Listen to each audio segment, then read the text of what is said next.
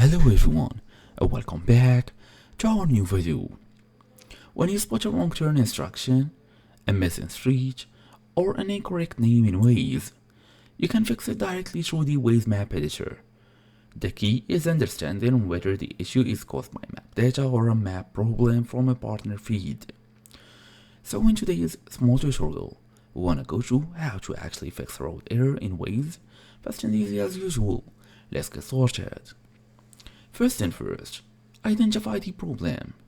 For standard map errors, wrong name, missed road, incorrect turn, go ahead and open the Waze map editor, find the location and make the correction. For example, if a road is a missing name, select the segment, check the no name box and add the correct name. For a map problem from a partner feed, you can turn on the issue layer. A pink line indicates the closure area with the map problem icon at its center. But let's say, for example, you miss all of this and you can't actually apply the fix. You can easily contact support, let them know what's going on, and they can help you out.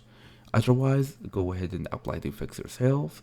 For standard map errors, you can update the segments, name, direction, or even geometry. Adjust turn restrictions at junctions by clicking the red and green arrows. Red arrow means turns are not allowed. Green arrows means they are allowed. For any map problem, you can select the relevant segment, click import closure from the map problem, review the details, and then save. And that's it, the main idea.